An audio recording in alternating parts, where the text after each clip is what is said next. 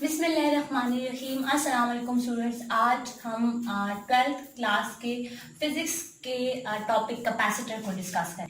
तो बच्चों, कैपेसिटर क्या होता है? कैपेसिटर को गुंजाइशदार भी कहते हैं। उर्दू में मैं इसलिए बोल रही हूँ ताकि जो उर्दू मीडियम स्टूडेंट्स हैं उन्हें किसी किस्म की प्रॉब्लम ना आए। तो कैपेसिटर को उर्दू में गुंजाइशदार भी कहते हैं। अब गुंजाइशदार से क्यों कहते हैं? तो बच्चों, कैपेसिटर जो है एक ऐसी डिवाइस है जो कि चार्ज को स्टोर करती है। ठीक है, हम कह सकते हैं कि डिवाइस दैट स्टोर चार्जेस, जो के चार्जेस को अपने अंदर स्टोर कर ले। या आप इस तरह भी इसे डिफाइन कर सकते हैं कि a device that is used to store the charge is called capacitor. अब बच्चों, अब आ जाते हैं इसकी कंस्ट्रक्शन पे। अब कैपेसिटर की अगर कंस्ट्रक्शन की बात करें तो कैपेसिटर आपके पास दो पैरेलल प्लेट से मिलकर बना हुआ होता है। ठीक है, दो पैरेलल प्लेट से। उन दोनों प्लेट्स को जो है वो एक बैटरी वोल्टेज से कनेक्ट किया जाता है और साथ ही जो है वो एक स्विच लगा दिया जाता है और फिर इस तरह इस वायर को, इस सर्किट को कंप्लीट किया जाता है और फिर इसको सेकंड प्लेट से कनेक्ट कर दिया जाता है। अब बच्चों, आपने इसकी कंस्ट्रक्शन को सही गौर से समझना है। ठीक है, उससे फिर हम आगे चलेंगे। आपके पास दो प्लेट्स हैं। लेट कर लेते हैं कि आपके पास दोनों पर जो चार्ज का मैग्नीट्यूड है वो क्यू है। अभी मैंने पॉजिटिव और नेगेटिव चार्जेस की बात नहीं की, अभी सिर्फ मैग्नीट्यूड की बात कर रही हूँ। यहाँ पे बैटरी का ये पॉजिटिव टर्मिनल है, ये नेगेटिव टर्मिनल है, ये आपके पास क्या है? स्विच है। अब बच्चों, आपके पास क्या होता है कि जब आपके पास बैटरी ऑफ होती है, यानी स्विच आपके पास ऑफ होता है, कोई चार्ज, कोई करंट आपके पास नहीं कर रहा होता, तब तक आपके पास ये दोनों प्लेट्स होती हैं क्यू, जिनमें दोनों का चार्ज का मैग्नीट्यूड जो क्यू होता है, ये दोनों प्लेट्स आपके पास न्यूट्रल होती हैं, कोई चार्ज नहीं होता, ये न्यूट्रल होती हैं। लेकिन अब जैसे ही सर्किट को कंप्लीट करते हैं, ठीक है, तो क्या होता है? बैटरी जो होती है वो करंट सप्लाई करती है, सर्किट कंप्लीट होता है और चार्ज करंट है वो फ्लो करने लगता है। अब बच्चों, जो प्लेट आपके पास बैटरी के पॉजिटिव टर्मिनल से कनेक्टेड है उस पर पॉजिटिव चार्ज आएगा और जो प्लेट आपके पास बैटरी के नेगेटिव टर्मिनल से कनेक्टेड है उस पर आपके पास नेगेटिव चार्ज आएगा। अब बच्चों, क्या हो गया? प्लेट्स पर चार्ज आ गया। अब यहाँ पे बैटरी का जो पोटेंशियल डिफरेंस था, वोल्टेज थी, वो हमने V रखी।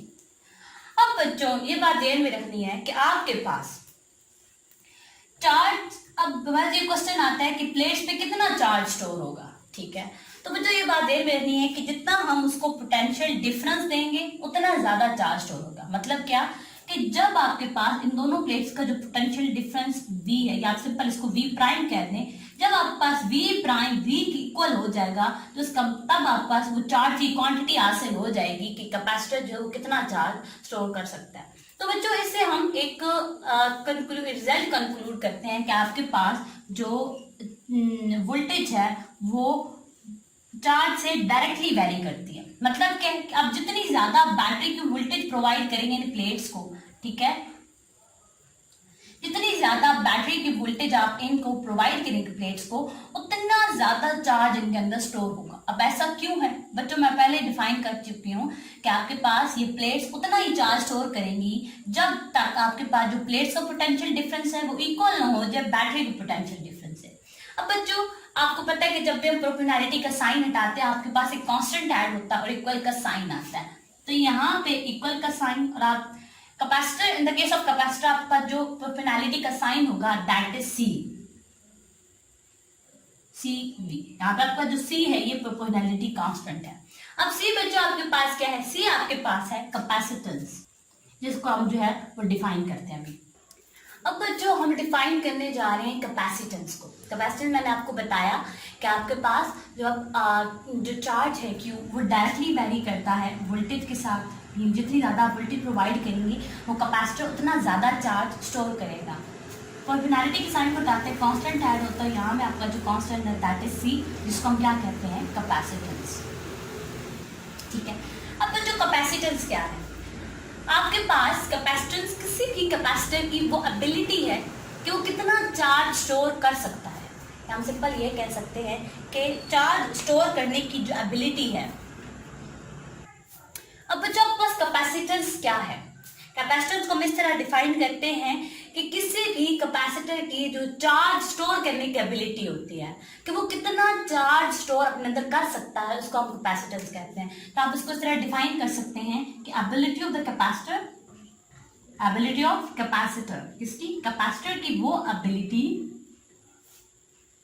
टू स्टोर चार्ज, कि वो कितना चार्ज अपने अंदर जो है वो स्टोर कर सकता है, इस चीज को हम कहते हैं कैपेसिटेंस। अब आ जाते हैं कैपेसिटेंस के फॉर्मूले पर। तो बच्चों यहां से हमने सी डिराइव करना है। आपके पास सी क्या आएगा, ये भी इधर मल्टीप्लाई हो रहा है, वोल्टेज मल्टीप्लाई है, पोटेंशियल डिफरेंस यहाँ पे आके डिवाइड हो जाएगा, तो ये आपके पास बन जाएगी कैपेसिटेंस।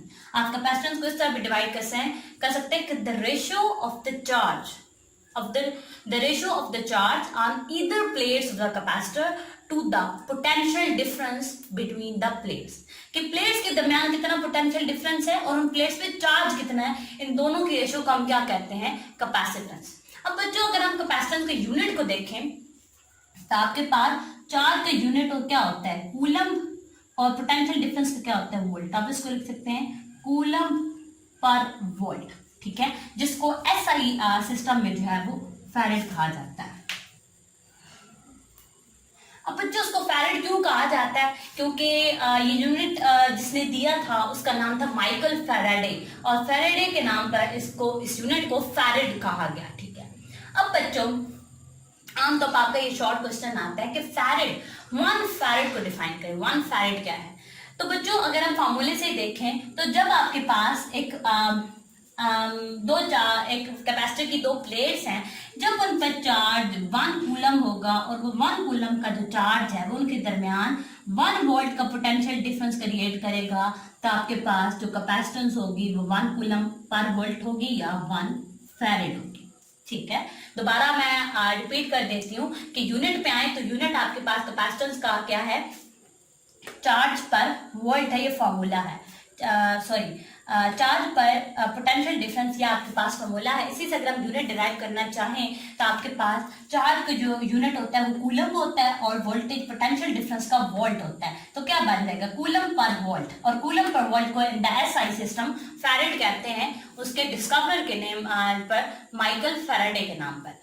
आमतौर पर आपके शॉर्ट क्वेश्चन आता है कि 1 फैरेड को डिफाइन करें, तो 1 फैरेड को आप किस तरह डिफाइन कर सकते हैं कि जब कैपेसिटर की 2 प्लेट्स को 1 कूलम का चार्ज दिया जाता है और ये 1 कूलम का जो चार्ज है ये 2 प्लेट्स के दरमियान 1 वोल्ट का पोटेंशियल डिफरेंस जो है वो क्रिएट करती है, प्रोड्यूस करता है, तो हम तब कहते हैं कि उस कैपेसिटर की जो कैपेसिटेंस है वो 1 फैरेड है। तो ये था बच्चों आज का आपका टॉपिक। अगर आप उसमें कोई भी बात समझ नहीं आई तो आप जो है वो मुझसे पूछ सकते हैं, कमेंट सेक्शन में मुझसे पूछ सकते हैं, ठीक है। अगले लेक्चर तक के लिए अपना ख्याल रखिएगा, तब तक के लिए अल्लाह ने के बाद।